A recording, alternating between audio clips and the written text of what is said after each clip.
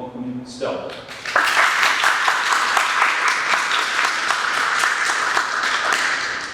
Thank you everyone who's present. I appreciate your time and attention.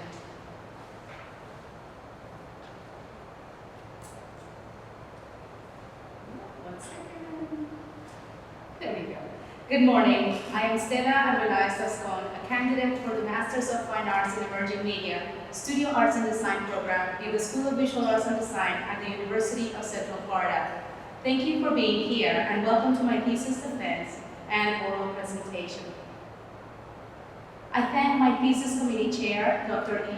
Mendoza, for her expert guidance, and committee members Jason Burrell and Larry Cooper for their invaluable advice and support. I am deeply grateful to the three of them for the time and effort invested in me. The UCF Gallery staff for their professionalism and dedication in helping me showcase my work in the best possible way, and my family and friends, new and old, who accompany and support me with their presence and thoughts here today.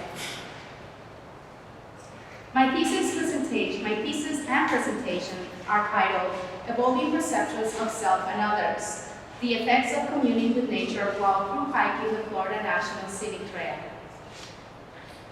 The abstract reads as follows. This body of artwork comprises a thesis that documents and exposes the artist's inner workings as she regained balance after experiencing deep emotional trauma. This individual's healing transformation was prompted by her immersion in nature while walking the Florida Natural Scenic Trail in its entirety, 1,130 miles, from the Everglades to the Panhandle in 3.5 months. The artistic research conducted and autobiographical body of work created from it aims to help others reconnect with their own strengths and to seek wellness in the restorative properties of nature, while advocating for an empathetic approach to modern advancement. This approach respects the self, nature, and all creatures as an entity, each essential components of a large ecosystem. Stood out. New Bear, a former Marine I met at mile marker 7, and Just Jeff, a retiree from Ohio, I met at mile marker 860. We walked together until COVID-19 halted us in early April at mile marker 1030, just 100 miles from our goal. That Christmas, I returned with Boo Boo and finished the trail. Completing the FNST gave me the courage to pursue my MFA 3 decades after first considering it. To prepare for graduate school, I began practicing transcendental meditation, and at 53, underwent detailed assessment confirming my diagnosis of ADHD. Knowing this equipped me with the tools to approach life with compassion and self-love. The challenges I face have shaped who I am and influenced concepts I share with my work. Chapter 2, Pointing the Compass Northbound, Initial Encounters with the Trail. In the book, The War of Art, Stephen Pressfield explains that fear must not only be faced, but must be surpassed on a daily basis for an artist to evolve. After my hike, fear held me in creative limbo, questioning the collateral damage that my creativity causes the earth. This is why I am committed to produce work that is of service to people and nature, which I view as a living entity. I examine the intersections of personal experience and broader societal constructs, such as consumerism, gender roles, romantic love, doctrines, and time. I purchase and consume new materials selectively, opting to use resources already owned, repurposed, or donated. Through my work, I aim to entice a higher level of consciousness directed towards nurturing of the self and the protection of nature, while increasing appreciation and respect for it. Conceptually, my work relates to Louise Bourgeois. Like her, I use it as therapy to process trauma and distill realities. Also, inspired by Ana Mendieta and the ecofeminist movement, I amplify oppressed voices, including mine as a Latina in the United States, and nature's. This and the deconstruction of societal norms prompts my emerging practice to turn political. My work includes performance art, 2- and 3-dimensional works and installations, focusing on significant people in my life, life experiences, and FNST locations. This thesis presents selected works created as I explore my place in the canon of art. Whether I am performing, working digitally or on paper, on canvas or an installation, drawing is at the core of my practice. This foundation allows me to render my ideas using familiar imagery to ground my themes in the tangible. My aesthetic is influenced by Baroque and Romanticism, artists Peter Paul Rubens, Francisco Goya, and Gustave Doré. Contemporary master Anne Ansel Kiefer, and artists who engage in similar and traditional legacies also influence the aesthetics of some of my work. My initial impressions of the trail manifested on the first piece I created following my through hike, titled The Nature Goddess, an alter ego and the personification of a force that protects non-human life and nature.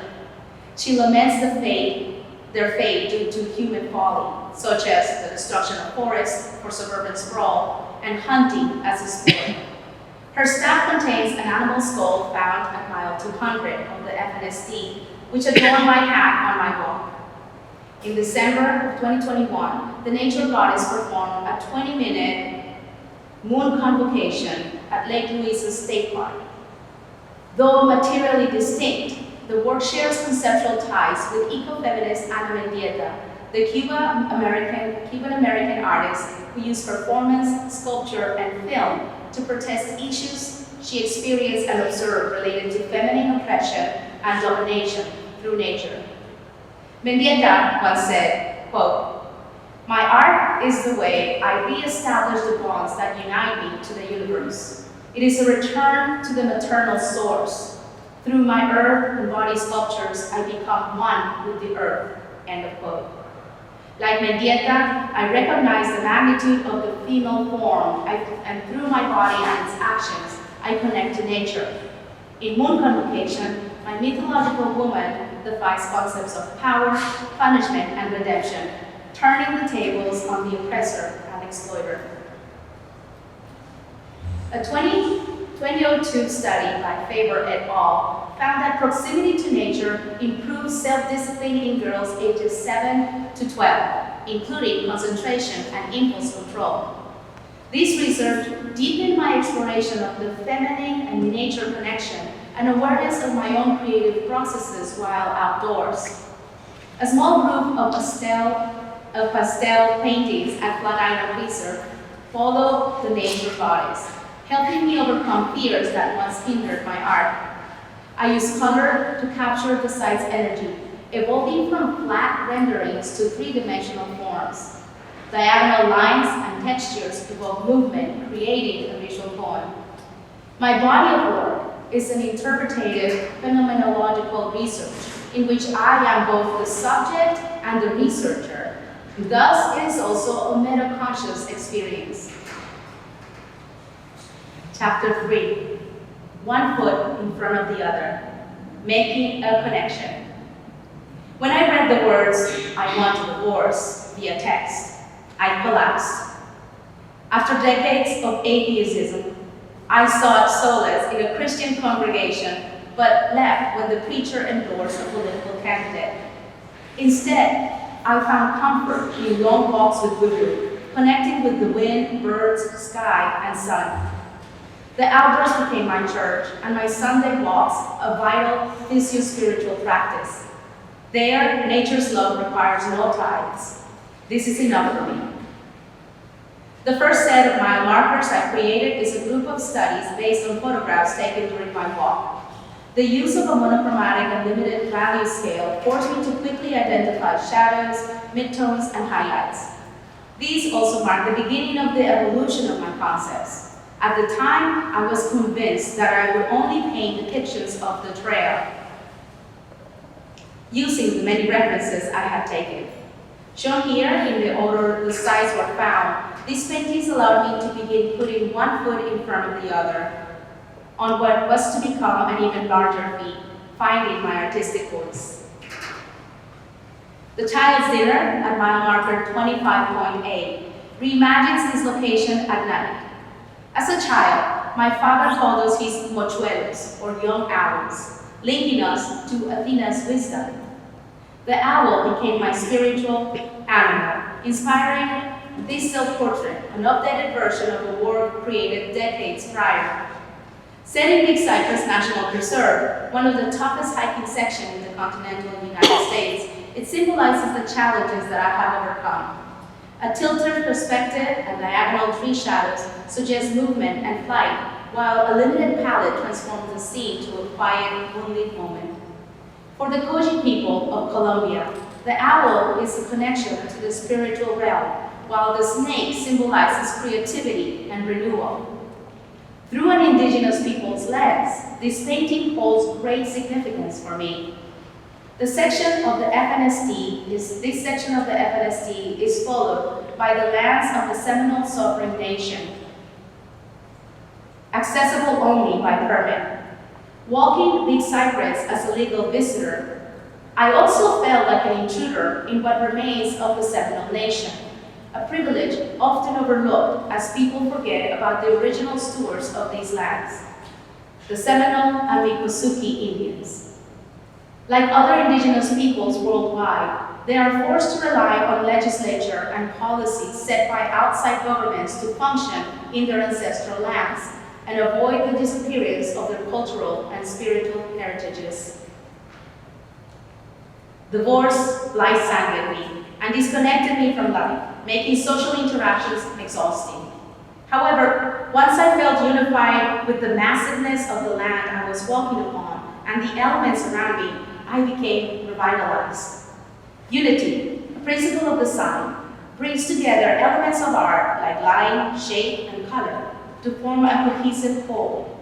In the same way, the people we meet make our human experience. The portrait of Jeffrey Cassar from Akron, Ohio, depicts a friend that Newbear and I met at Apalachicola National Forest when the aches and pains of the trail took a serious toll on my body and our spirit. Jeffrey pushed me to wake up earlier, endure the rising heat, and walk further each day. When pain slowed me down, he suggested splitting my path between the three of us, allowing us to move faster and reach our goals together. This is unity, hiker style. Jeffrey and I gathered the natural elements in this work together during a trail walk, creating not only a beautiful memory, but also an interesting play of textures. It is the presence of these materials and Jeffrey's hand in collecting them that makes this work unlike any other for me. When asked about the importance of materials and his singular process of creation, Ansel Keeper explains that he has to do it himself, not allowing his assistant to be involved in the process. The master refuses to, quote, trust that the other one takes out the spirit, end quote. What the master refers to here is the essence of materiality and the connection that we each form through the sense of touch when we react to an organic material at the cellular level. An experience I'm often aware of. Such materials have spiritual properties innate to them, which carries their history and energy, and is not shared by any other. This is a recent realization for me, and one that inspires me to diversify the materials for my work as I move forward in my practice. Having felt the connection with the land and beings I encountered, I had to express the moments of indignation and profound sadness I experienced during my hike. Ghost Forest is a diptych inspired by the devastation I experienced at mile marker 574.9. I walked into an apocalyptic landscape where giant trees lay fallen. Rainwater puddled in the ruts made by the machines that destroyed this precious habitat and former home to thousands of beings. The land was cleared for a luxury condominium complex, proudly announced on billboards throughout the area. This is what is happening in Florida now, and in our country. While veterans lay homeless on the streets, marginalized neighborhoods struggle from the absence of their incarcerated residents, and hardworking people cannot afford to buy a home to raise a family on a double-income household. The disturbance I felt resonated for months, and it manifested itself in this painting. It is a mourning work that honors the wealth of life that used to thrive in this land. In methodology, I was inspired in part by the works of Chinese-American painter Hong Liu, whose dripping techniques works cohesively with the subjects and composition, adding drama, variety, and contrast to her work. I prepared my canvas for part one of the diptych with dripping brown and earth tone reds, conveying the carnage I related to this scene. I also used my own version of a technique called decalcomania, developed in the 1700s and later popularized by the surrealist Max Ernst, in which a glass panel is applied to wet paint on canvas and is slowly pulled away, leaving intriguing marks on the surface. My goal was to create unexpected marks that read as fallen trees on the ground without rendering forms through shape and value. Thus, this work became a process-led experience, combining these techniques and conveying chaos below the horizon line where human activity occurred, while it is juxtaposed by the upper section where untouched trees still stand majestically pointing towards the untroubled sky above the horizon line. In Europe After the Rain, Max Ernst uses the decalcomania technique with glass and oil paints to convey a strange and uncommon landscape. Dreading studio work during prime hiking season, I took to the trail to complete the second diptych piece at my weekly nature sanctuary.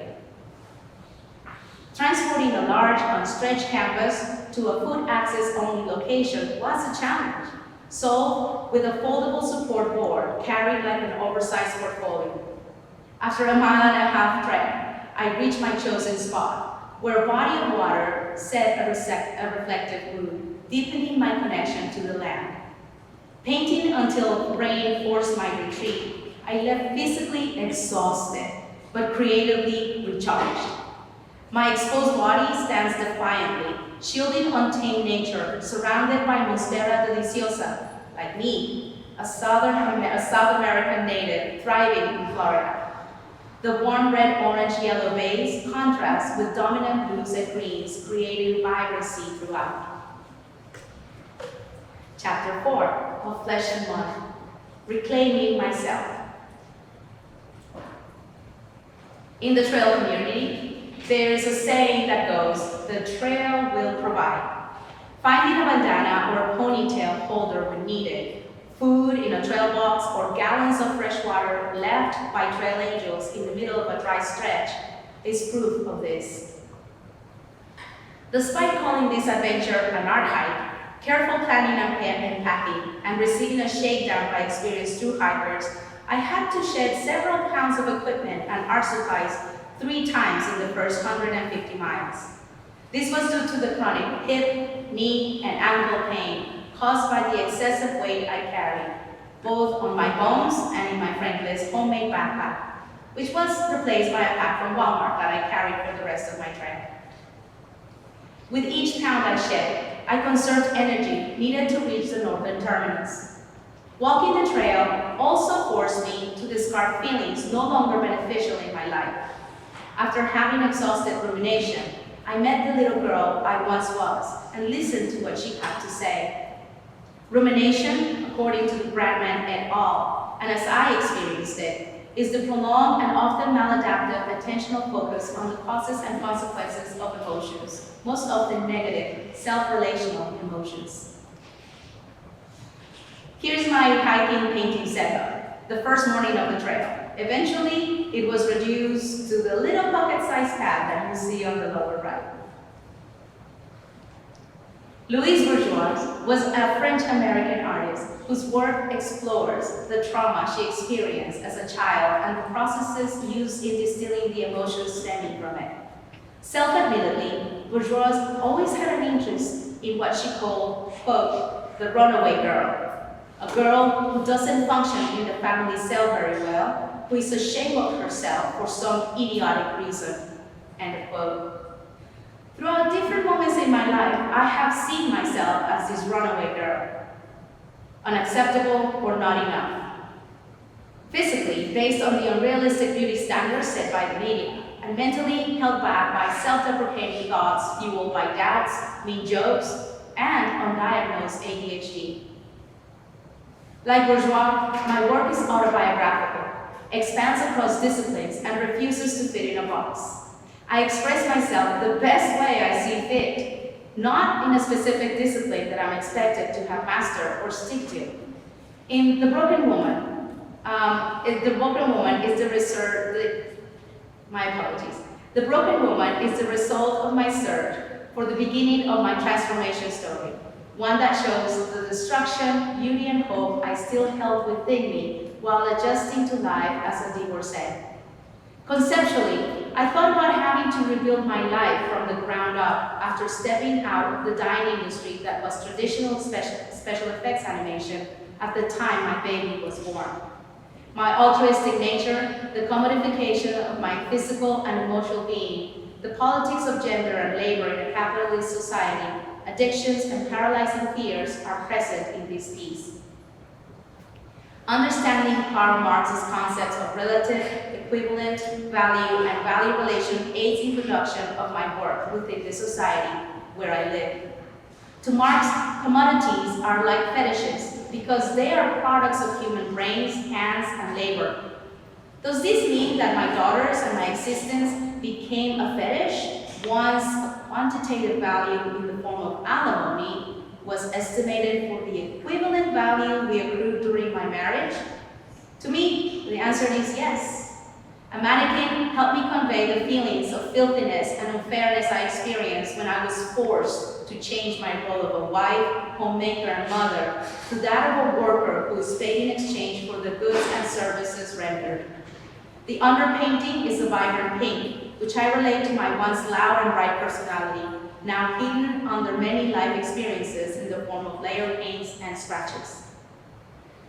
A broken golden birdcage houses a cell phone playing a loop video of static noise representing my breaking out of depression and self-entrapments, which affected my mental and physical well-being.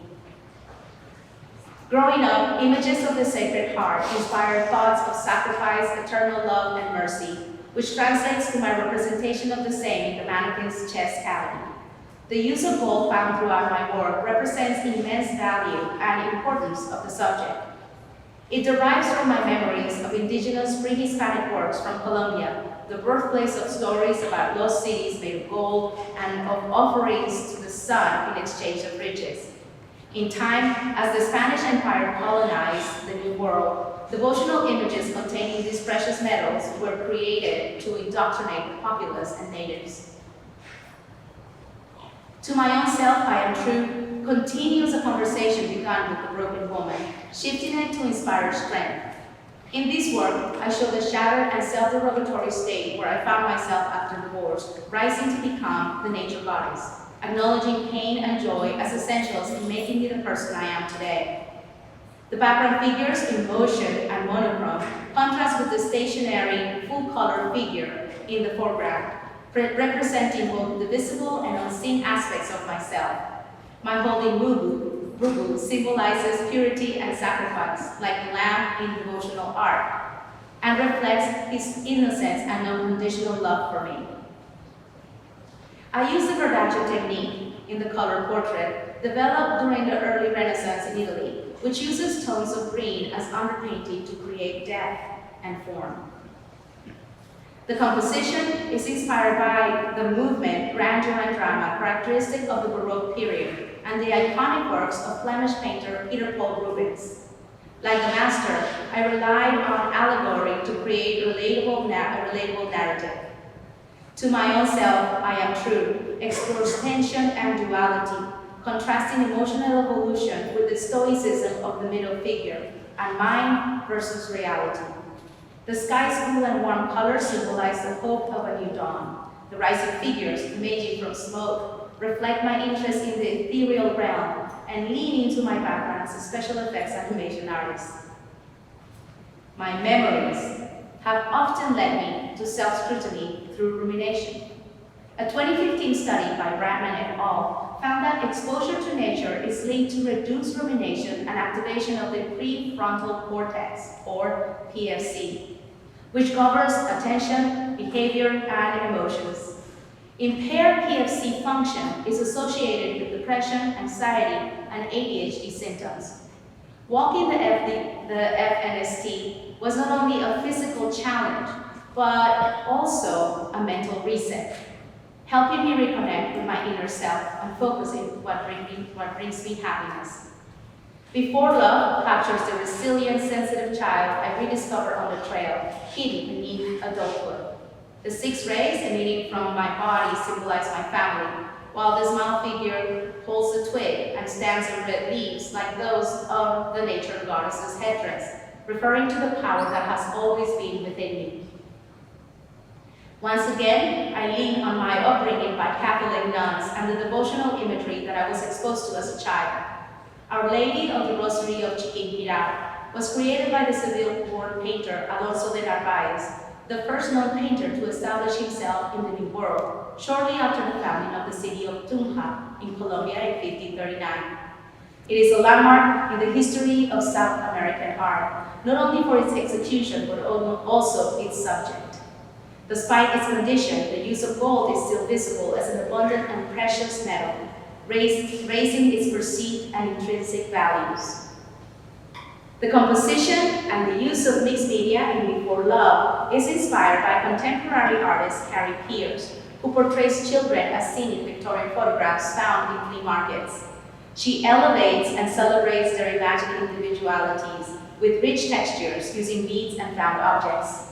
She uses oil glazing, the painting method pioneered by Van Eyck in the 1400s. I find Pierce's use of contemporary objects and traditional painting methods both innovative and familiar, giving the artist control over every step of the painting phase while liberating the same from expectations set by materials. For Louise Bourgeois, quote, art is a guarantee of sanity, end of quote, as she expressed in her installation titled Precious Liquid in 1992. For me, along with nature's ability to hold rumination, art is life-saving. Diving Upwards is an autobiographical piece that links the Florida landscape to my recovery from depression, symbolizing freedom from it. Florida birds and rising humans navigate a chaotic, nature-driven world, sharing my personal journey while extending solidarity to others in transformation. I drew inspiration from Francisco Goya's black paintings and Harold Newton's works, using their contrast to express my own language. My art reflects oppositional ideas, brokenness versus wholesomeness, calmness versus desperation, youth versus old age, familiarity versus foreigners. It mirrors my life, a loved child who faced harsh discipline, a dual citizen navigating foreigners in America, an independent woman who sacrificed for love, a mother distant from her daughter, and an introspective artist seeking to serve others. In the upper panel, birds and people collide to create a new form of freedom, never experienced by either one. Francisco Goya's Saturn devouring his son evokes horror, not just for the subject, but from the artist's interpretation. Art historian Teresa Vega notes that Saturn's eyes suggest shock at his own monstrousness, reflecting his role in his own trauma. This recognition of self-inflicted harm resonates with me, as this monster exists in all of us, whether in thoughts or actions. It leads to depression and self-destruction, because while hurting others, we harm ourselves. In the lower panel of my triptych, figures release their inner monster and rise towards the warmth of a new day, interrupting established harmful behaviors. Harold Newton is a founder of the Florida Highwaymen and native Floridian who took up landscape painting encouraged by painter A.E. Backus, whose techniques he watched closely and eventually mastered. He created and sold hundreds of paintings out of the trunk of his car along the highway due to segregation. His works exemplify the beauty and rawness that I find in the Florida landscape. The vivid colors relate the subject to a magical allegory, while still presenting concrete evidence of location found in the vegetation described. Like Newton, I also often work outside, both on location and at home, feeling the elements that surround me, making my practice a multisensory experience. Closing this chapter, I reflect on the edge of the exosphere. Coffee, a proud staple product of Colombia, is used as ground for this painting, embedding the most innate surface of the work with the essence of my homeland. Standing barefoot in the muddy trail, I connect with the earth, feeling one with it. The word human originates from the word humus, meaning earth, reminding us of our humble beginnings. Hidden in the water ripples, two female figures represent me, meaning myself, at life's edge, both physically in the earth beneath my feet and metaphorically at the edge of the exosphere, the outermost layer of planet Earth's atmosphere. The statement for this work reads as follows. Like layers of rock and dirt, my years on Earth pile on top of each other until my heart stops beating and my body is laid to rest in the soil. My essence will then continue moving forward towards the exosphere, where at the edge of it, I will meet the infinite me that guards the realm of my thoughts. I will greet myself kindly, enveloping what has been with gratitude and what will continue to be with wonder again. Chapter 5, the magnifying glass. From the micro to the macro. In my world, tree hugger equals hero. The term comes from the Vishnoy people of India who in 1730 sacrificed their lives to protect trees in the Kajari forest. Guided by their belief in not harming trees or animals, they hugged the trees to prevent them from being felled. Despite their efforts, soldiers killed them while collecting wood for an imperial palace. The Kajari massacre, in which 363 people died, became a pivotal moment in environmental advocacy. This event preceded the 1970s Chipko movement in India, an early and continued eco-feminist movement against deforestation, largely driven by women affected by the scarcity of resources. After my walk, being labeled a tree hugger no longer felt like a mocking insult. Playing in the Forest of Life is a self-portrait reflecting the passage of time. By portraying myself as a tree at different stages of life, I become what I admire and protect. A young, life-giving version of me sits on the left as a southern magnolia tree, shaking its branches to shower flowers and leaves, with children playing beneath. A passion vine reaches towards a nest of northern mockingbirds, the state bird of Florida and Texas, while an older version of me grasps a flower pensively, enjoys the view, and exposes her barren limbs. My initial idea for this work sprung from a small sketch. I redesigned the concept to become a triptych, created a rough sketch, and collected references, settling for a more precise composition only for the most immediate panel to be carved, and leaving room for changes as the work evolved. I then scaled up the sketches with a grid and drew the design with Sharpie on each board as I progressed, tinted it with red acrylic, and proceeded to carve. The carving process was laborious and physically demanding, and it was done mostly with a hand tool, except in the large areas where I used an automatic carver. I proofed each plate as it was finished, gluing it to the next one once the section was completed. Once again, I worked while outdoors as much as possible. Holding a hand tool and carving into a piece of wood while birds chirped around me brought me an immense sense of inner peace. At the end of the day, the physicality of carving, the aches and pains in my arms, shoulders, and hands were a sweet reminder of the labor I had begun, making the piece a part of me long after my studio session had ended. The discomfort experience was a daily reminder of my smallness compared to the size of the work, the poetic beauty I found in the composition, and the experiences lived that brought it into existence. I was inspired to create this large woodblock print after my introduction to the works of Tom Huff, a contemporary printmaker known for his controversial allegorical social commentary. In a 2022 podcast, he said, quote, "I work really large because I want people to deal with it visually. My stuff is not made to go on someone's phone, end of quote. This sense of defiance pushed my own boundaries and led me to create the largest print I've ever made. Like me, Hub is also inspired by the prints of Albrecht Dürer and Gustav Doré. The interchangeable bottom panels and border of Playing in the Forest of Life are inspired by the work of the pre-Raphaelite artist Sir Edward Burne-Jones and designer William Morris. Their work is found in their 4-year collaboration and much acclaimed Kelmscott-Chaucer book, published in 1896. I was drawn to this illustrious work for its rich imagery, technical excellence, and timeless beauty. The poet W.B. Yeats once described the book as, quote, the most beautiful of all printed books, end of quote. It's also only one of 3, along Shakespeare's First Folio and the Gutenberg Bible, to have a census to determine who owns a copy of it.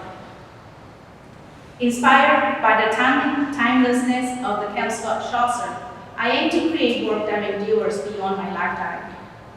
Memories of a Dead Love reflects my journey of parenting through and after divorce, deepening my bond with my daughter in unforeseen ways. This series of copper etchings and aquatints printed in sepia ink captures an internal space rather than a physical event.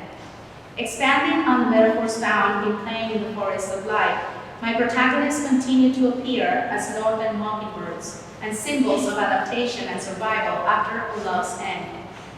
Inspired by the novel 100 Years of Solitude by Gabriel Garcia Marquez, I suspend time and believe as it is suspended in the fictional town of Macondo, where time stands still and magical events create both tension and intrigue. In 4 images, I use metaphor to explore the often unspoken consequences of a socially accepted norm that doesn't guarantee a happy ending. This work and my string series draws visual influence from Francisco Goya's The Disasters of War print series, which depicts Spain's resistance against Napoleon during the Peninsular War. Like Goya, I use chaotic background markings, horizonless spaces, and high contrast to create ambiguity. This ambiguity heightens uncertainty, blurring past and future, reality and psyche, while the lightest areas draw focus. The string series, 3 charcoal and pastel drawings, explores attachment, entrapment, and domination. Encuerdada, strong, captures movement within a static mindset, reflecting societal control and self-imposed limits in relationships, and a call to action. I love you and I wish you the best reflects a conversation with my former husband, visualizing emotional and physical distance. Inspired by the lasting scars of both wars and war, amid gaseous conflict, it conveys hope for healing through nature. This is the first of 4 panels, currently under progress. Like Bourgeois, Mendieta, and other artists mentioned here, my work facilitates my understanding and helps me deal with my realities. Nancy Fraser, renowned American philosopher, feminist, and scholar, says that, quote, gender inequalities are foundational to capitalism and threaded through it, end of quote. This statement is supported in Self-Portrait as the Perfect Woman, which reflects an ideal I once pursued. It draws on America's post-World War II nostalgia, when advertising reshaped women's roles, replacing Rosie the Riveter's strength with the domestic ideals of June Cleaver and Donna Stone. This era fueled modern consumerism and reinforced womanhood as synonymous with domesticity. At first glance, Self-Portrait as the Perfect Woman is a playful caricature, but beneath it lies loneliness and pressure to conform. Red eyes hint at silent tears, while lipstick, pearls, and lace nod to consumer-driven ideals of beauty and femininity. Scuffed shoes reflect the struggle to maintain appearances despite hardship. Golden strings suspend the marionette below my gaze, symbolizing a shift in perspective where she now looks up to me instead. This piece is the first of a set of 6 cut to create as autobiographical metaphors. I see overconsumption as a capitalist byproduct that often outweighs respect for nature, other species, and the self. The cathedral, within and without, is my largest installation and recreates my trail experience. where I encounter towering trees, realize the smallness of my body and nature's vast love. Its simple lines draw the gaze upward, offering transcendence beyond materialism and prompting reflection on life's impermanence against nature's enduring greatness. It is made of heat-treated bamboo stalks harvested from my yard, a rigid and lightweight natural material of high tensile strength used in traditional building applications in Asia and South America for thousands of years. The process of installation on museum grounds began with detailed schematics for the work and 2 proposed locations to be approved by MFA's program director and the facilities department. I used satellite imagery and photo staking at the location, showing the exact placements and distances of concern. This work was a labor of love and muscle for me. I harvested, prepped, and heat-treated over 30 stalks of bamboo, ranging from 12 to over 40 feet in height, replacing a few due to unexpected damage. I drilled flat stock, cut rebar, tested, failed, and succeeded in many ways. The stalks were kept indoors in a climate-controlled environment until they were 100% dry to prevent damage by humidity. Figuring out the logistics for installation, transportation, and storage of this work aboard this size has taught me a great deal. At night, the cathedral is bathed by green light, recalling the light under a forest canopy. Forest bathing, or shirin-ryoku, is the Japanese practice of immersing oneself in the natural environment and receiving green light to engage the senses and promote health. Green light also has been proven effective in reducing inflammation and lowering chronic pain when used in photobiomodulation, or PBM therapy. The cathedral, within and without, recalls the magnitude of Louis Bourgeois' Mama, created in 1999, because the theme of motherhood runs through the concept in both pieces. For Bourgeois, the spider stood as a reminder of her mother, an industrious tapestry weaver. For me, the cathedral represents the ever-present and engulfing love that Mother Nature offers me. The size of both works is overpowering and plays with perceptions of scale of the self, altering reality. In reference to Walter Benjamin's 1939 essay titled "The Work of Art in the Age of Mechanical Reproduction," the scale of this and other large pieces in my body of work makes the aura larger than ourselves, fully commanding the space they take and making our experience of it the most important element to consider. Chapter 6, Reaching the Terminus and Setting a New Compass. As I enter a new era in my life, I also enter a new era of consciousness, achieved through the work begun in this program.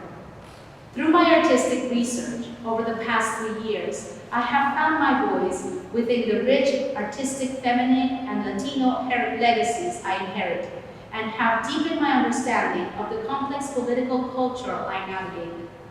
My work is political because it reflects my experiences and perceptions as a member of a society that is governed by written and unwritten rules and expectations.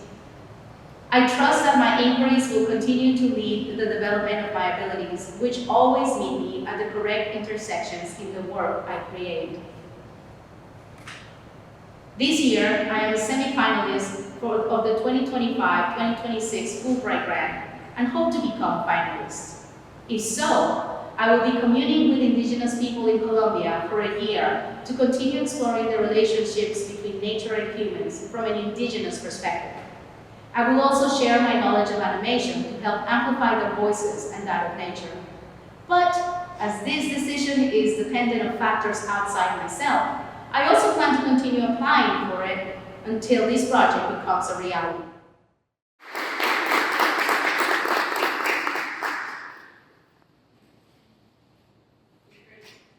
Please. Well, first of all, thank you so much for such a thorough and also great presentation. My first question for you is, the work in your thesis is not bound by materials or subjects, right? You're anything but predictable, and I'll give you and then I'll tell you the question. So your topics have nature, motherhood, partnership, ecofeminism, materiality. In terms of materials, you have a marionette, you have a woodblock print, etchings, paintings, and in exterior installation, you use bamboo, coffee, wood, I can keep going. A mannequin, charcoal, lights, and a cell phone. So how do you reconcile these topics and the materials, and why do you make these choices? Okay, thank you. You know, as you were stating these facts, I'm thinking, this is me. This is me. I am that cell phone, and I am the bamboo, and I am the experiences that I have lived in my life have all kind of gathered in my choice of materials, right? They gathered in my work. My work is diverse, but the common thread that is through it is that it is my life experience, my lived experiences. And with this, I'm hoping to communicate to others who have perhaps at one point or another in their lives also experienced something similar. The choice of materials is significant to each piece differently. I don't think I could say what I say in The Broken Woman in a painting. I don't want to say it in a painting. I want to experience the physicality of damaging a piece of fiberglass, right? I want to experience that muscle, that force. So in the cathedral, I want to experience chopping down that bamboo. A lot of them were actually damaged from Milton. I want to lift it, and I want to feel the effort and sweat, and yes, my shoulder got damaged, but it gives me that it relates to life. It's physical, and the sweat and the labor that I put into my work, the physical work, meets the conceptual work for me. So yeah, that's why sometimes my work is sit-down work when I feel calm or when I want to express something with images. Then it alters completely in the materials depending on the concept that I want to convey. Does that help? Yes, and since you mentioned it already, that was one of my follow-up questions. That you have work that is incredibly physically demanding, and I want you to elaborate on the aspect of monumentality. Mm-hmm. So you have very large pieces in your body of work. Mm-hmm. Why? Again, going back to the art in the age of mechanical reproduction, where the idea of the aura is first discussed, right? Where I want to bring that presence so into your life. I don't want you to escape it. And I think that engulfing the person, that's why I wanted to create the cathedral, engulfing the person in the presence of the piece. And what I realized as I went forward in my program, is that monumentality contributes to the permanence of the work, in my view. It contributes to the permanence in people's minds and in the space it takes. You can't escape it. And so it relates to the message. I don't want you to escape the message of gratefulness, or I don't want you to escape the message of being one with nature. I want you to experience it. And my smaller works also have an aura, but I see them as more quiet. The larger I get, the louder I feel my work is, and I am not a quiet person. So I think that's just reflecting of that. In fact, scale is something you always play with, and it's a major factor in your work. And are you going to continue with that? You know, as my practice has to literally physically move to my house, there may be some changes depending on the physical space I have. But I know that I'm too wiggly to sit still for a long time. So eventually something physical and large will happen again. At this moment, the works that I have begun and need to finish are smaller in scale. So I will concentrate on that, and then again, as life happens and inspiration comes, then I will let that flow. So I'm sure it will continue to grow, that large mode will continue to evolve. Thank you. Stella, thank you for your presentation. Is your work more healing for yourself or for others? My work is healing for myself. I don't know what it is for others because I'm not them. I do hope to connect to other people. It is not my place to dictate what a person is going to feel or experience with my work. The only thing I can do is be honest about what I feel and do my best to communicate it. And I hope to connect to people who can relate to my work in a healing way, or a perception, right? To enlarge their perceptions about one thing or another. So to answer the question, yes, it is healing to me. I don't know if it's healing to others because I'm not them. I hope that it's healing to others.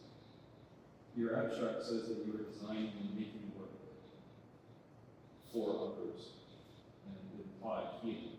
Yes. So what are examples of design choices in your work where you're accounting for the experience of your viewer? The cathedral, for example. It's a very large, as I mentioned before, I wanted that experience of the person coming in and listening to birds, kind of having that experience, a empathy experience that I had in the forest, being engulfed by nature. That is one case. In the playing in the forest of life, I find the composition to be poetic, and I want the person who's viewing it to feel happiness. It's a celebration piece, and to feel elevated, to feel, I'm not sure if otherworldly, but for sure transported elsewhere. So that is my hope, right? When I'm designing this work, it is my hope to attain that. Whether I'm successful or not, I only know this after I talk to people. And so far, I have been, which I'm very happy about. If you've been able to, would you like to have kept the leaves and not need to curve and not need to use a large metal hand? For sure. This would be fantastic. The cathedral would be a fantastic installation with actual bamboo, right? But it would take a little while to grow. Not too long, because bamboo grows fairly quickly. So it would be a wonderful permanent installation in the garden, right? But as it needs to be transported and it needs to be kept so that mold doesn't grow on it and such, I have to treat it.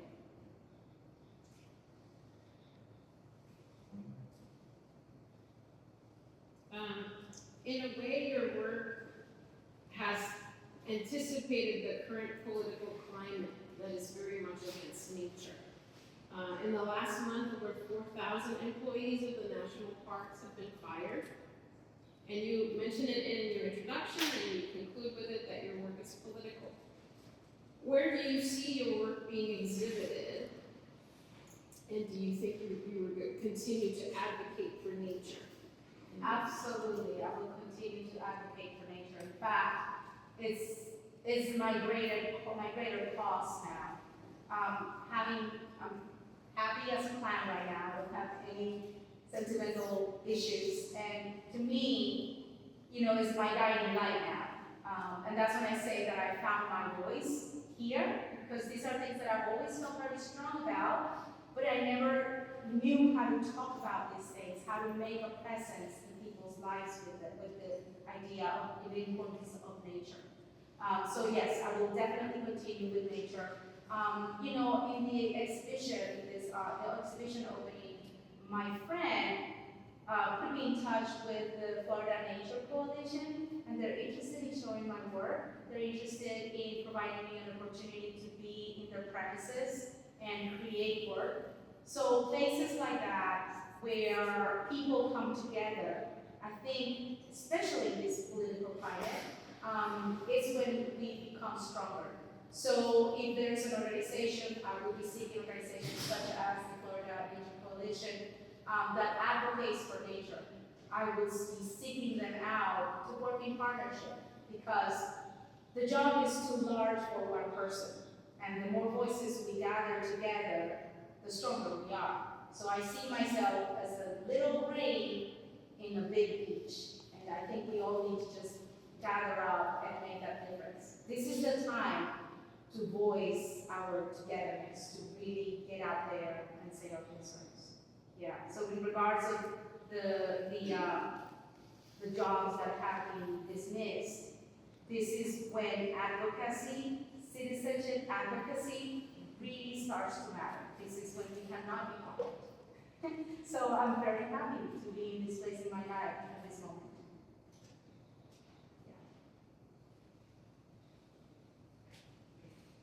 Yeah. Any other questions from the committee? Yes, please. You mentioned in previous comments and answers to this committee, you mentioned wanting change in your viewer, but you've been very ambiguous about that, or to connect with people. But what experience or what change expressly do you want to make in the mind of your viewer? You know, I think we all have the ability to be empathic, right? To express empathy. And from one human to another, knowing the trials and tribulations of another person touches me, right? Even if I haven't experienced one thing or another, knowing that this human has gone through this touches my life and educates me in the choices that I make thereafter. That is my goal. When I want to say I want to touch people, I want them to be aware. That is why I'm very transparent in my work. You know, some people are like, well, you may be saying too much. Am I really, if I really want to be honest, which I think artists should be, is there such a thing as too much honesty when you want to connect at a very, very ground level to inspire empathy and create connections that make changes? I don't think there's such a thing as too much transparency because we're all humans and we all need to experience that connectedness more. So that's why I say that my goal is to bring forward people's empathy so we can connect and create changes. Just even at 1 degree, you know, 1 degree at a time, that could make a big difference. Are there any experts or texts you've been consulting with to elevate your understanding and practice of that? Wow, there's so much. The academic research I have conducted, you know, on political ecology, on service ecology, on ecofeminism, even transcendental, my practice of transcendental meditation, when we start to talk about a oneness of consciousness. So all of these little bits and pieces come together into my work. And I understand that I'm just starting. And so this is what makes my work so exciting and the place where I am right now, because it will continue to grow. Like I now have, like, okay, I can do this. I can extract knowledge from this and from here and from here and from here. I can feel my knowledge base is limited in any way. Does that help?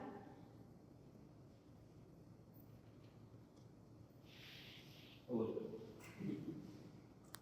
I'll move on to my last question. Do you see that this body of work of the past 3 years is pointing very explicitly to work you've not yet designed or constructed? Yes, I do. And it's very exciting for me because I never imagined, you know, when I came into the program, I was going to be a painter. That's it. I was going to be a painter. I was going to be the best painter ever on earth. But as I started to examine my feelings and the need of physicality for me, that shift changed. And I think that this program really helped me listen to myself and to my instincts and to my experiences. because I still have experiences to live, obviously, yes, my work will continue to evolve, and it's very exciting. Because none of what you see here today, I had a clue was going to happen 3 years ago. So it's very exciting to see what's going to happen 3 years from now. Do you see a large format installation that involves painting, printing, paper? I don't see why not. I already have done it. So now knowing that I can do it, I can continue to do it. Yes. The unplugged altogether, and you have a bigger space. Yes. What you said today is different from what this work is. This work is pieces, and your words are a step ahead. Yes, it will be very exciting to bring it together. I think the venue, and perhaps there's a project, or perhaps there is I think it has to do with venue, right? Like, I wanted to bring the cathedral indoors, but I couldn't because it's too large. So that will have to do with venue, and I think the trail will provide. Honestly, I think those opportunities will come through. The thing that I need to do as an artist is to be ready, well, be open-minded, and keep creating. And I think that the organizations, the people, the opportunities will continue to come to me, because that's what I learned, the trail provides. Yeah, so it's good that you mentioned it. That was what I was thinking also. So what Jason's talking about is, it ties really well with your last piece, and I love seeing the progression of your work. And of course, you're here to be a master, right? Your mastery of the materials, your mastery of topic. And to me, the cathedral, when you were talking about it, I'm thinking about it, and then when I stepped in, right, I found it so successful precisely because you have tapped into the sensorial, right? So you were reading a lot of things about the Baroque. What Jason's talking about is like a bel composto. It has architecture, painting, sculpture. Yeah. For the cathedral, it was successful to me because you, basically without, you don't have the sense of taste, but you have all the senses. And like you say, the trail will provide. I think it's more successful outside than it would be inside. So where would you go next? What would be sort of your dream if you had all the access to materials, money, what have you? What would you envision a piece looking like? Or, I would love to have the cathedral, a version of the cathedral in a permanent installation in a garden, for sure. That would be fantastic. And as far as a conglomeration of all of my abilities, painting, drawing, printmaking, repurposing materials, in a gathering space. I am not sure exactly where, but it will have to be very large, and I want a lot of exposure with it. I would like to have a place where, in a large city, where people can come and see the work and be inspired to make the changes that I'm hoping the work inspired in them. So, as a perfect location, would be one that has a large amount of outreach. In the Everglades, there is a program for a residency program, and I would love to go there. I am intending to, I missed this deadline, but I want to go there next year, and because it relates to my work, and they have been in the Venice Biennale, right? And they go to other places with their artists. So finding a place where it will help me project my work will definitely be of importance to me. Yeah. thank you so much. Any other questions? So we can open the questions now to the public. Thank you. Thank you, committee members. I appreciate your support.